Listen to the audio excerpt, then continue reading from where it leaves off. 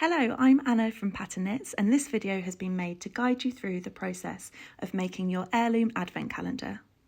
This video is for the hanging version. This one's knitted in double knit, and there's also a video to show you making the super bulky blanket version. Links to the pattern are below, as well as links to useful places to buy all of the materials you need. So without any delay, let's get going. You'll need your knitted pockets, blocked with the ends woven in, a 1x1 metre piece of backing fabric, felt or velvet work really well, yarn for sewing, a darning needle, a heat erasable pen, command hooks for hanging, an iron, a 1 metre ruler and ideally a large set square. Start with your fabric as flat and crease-free as possible. Using a heat erasable pen, draw a rectangle measuring 77 by 64 centimetres. Ensure you leave at least a 10 centimetre border around each edge. Any measurements that I mention in this video can be adapted to your own measurements. They're all based on my example, which is knitted using double knit yarn. Along the top and bottom lines of this rectangle, make a mark at 12 centimetres and then at 13 centimetres. This allows for a 1 centimetre gap between your pockets, so you can adjust this if you'd like a smaller or larger gap. Repeat this until you have marked out for 6 squares. Join the marks at top and bottom of your lines to create a vertical grid. This is where the set square really comes in handy because it can be quite easy to go a little bit wonky. If you don't have a large set square, this is actually one for roofers. You could use the corner of a cardboard box or a large sheet of paper that's nice and flat. Repeat this process on the left and right lines of the rectangle and connect your marks to create your horizontal lines. You'll see that I've laid out the squares before I start drawing those lines. It's good to do this just to check that everything fits so you don't end up having to redo your work. It should look a little bit like this.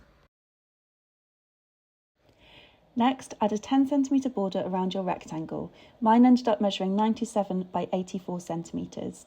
Cut around this line. I've actually allowed a little bit of leeway. I didn't end up using the whole 10 centimetre border, but the last thing I want is to cut it too small. Pause the video now and you can see the measurements that I've used in this diagram.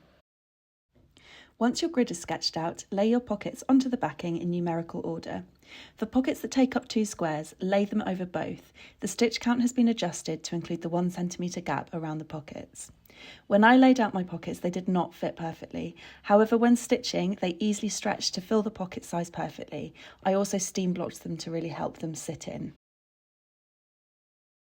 When you're happy that your pockets fit well on your backing, remove the bottom 4 rows and set aside. Roll up your backing from the bottom until just the top row is exposed and pin or clip in place. This will make stitching your pockets in place much easier. I didn't do this to start with and it was way too bulky to stitch with. Using a running stitch, stitch around the left, bottom and right edges, leaving the top open for treats. I used the same colour yarn as the background of the pocket. You may find it easier to pin your pockets in place just before stitching. If your pocket is slightly smaller than the guidelines drawn, gently ease the fabric to fit. As I said, I found it really helpful to steam block after to ease the size, but this will erase your heat pen, so do it at the end. The more pockets you stitch on, the bulkier the fabric is to deal with, so you'll have to scrunch it up in your hands like shown in the video and turn the fabric so that you're stitching in the right direction. Pay special attention to the corners as well. You want to make sure these are nice and secure. Once all of your pockets are attached, I gave my fabric an iron. It was really crumpled from being twisted around from where I was stitching, and it really benefited from that press. Once you've done that, from the edge of your pockets, measure 3 centimetres and draw a border in heat erasable pen.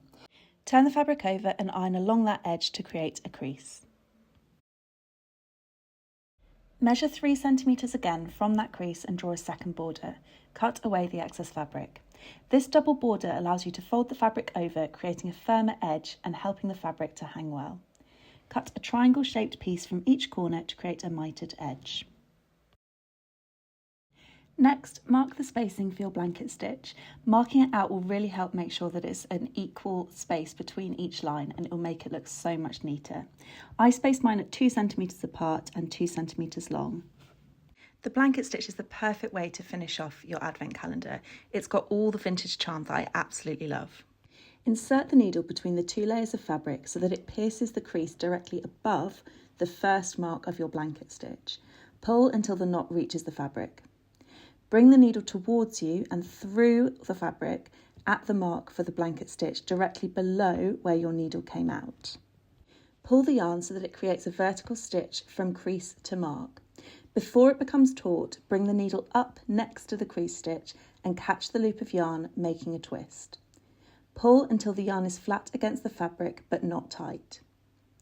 Bring your needle towards you and down into the fabric at the next mark for the blanket stitch.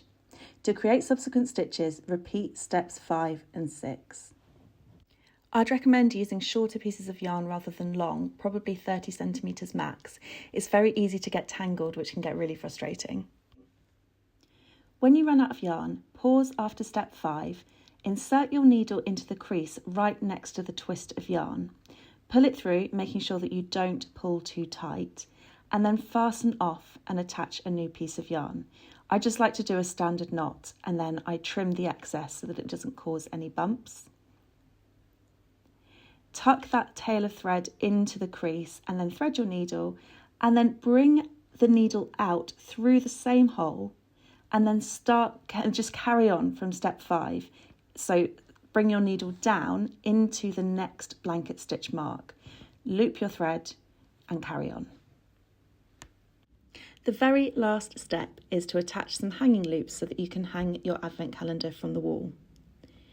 To create these, stitch 6 hanging points onto the border on the wrong side of the calendar. To create these, you stitch through just the back layer of fabric, so not through to the front, making a loop of approximately 2 centimetres long. I like to go over it 3 or 4 times to make sure it's nice and strong. Place 1 on each corner and then 2 spaced evenly across the top border. Iron the fabric to remove any remaining pen marks. These are the command hooks that I use. They work really well and they're clear, so they don't show at all behind the advent calendar. I found it easier to hook the command hook through the fabric first, peel off the backing and then stick to the wall rather than attaching the hook to the wall first. Make sure to give it a good press so it doesn't come unstuck. And there you have it. You have completed your Heirloom Advent Calendar. I bet it looks absolutely amazing and I would love to see pictures of it in action. Here are my social media links if you'd like to share some pictures with me, and I truly hope that you get years and years of happiness and making memories around Christmas time using this Advent Calendar. I really hope you found this video helpful. If you did, I'd love it if you could just leave a comment below or send me a message, like, follow, that's what you're supposed to say, isn't it? But any kind of interaction really helps and helps me to know what I'm doing right and what I could improve on next time.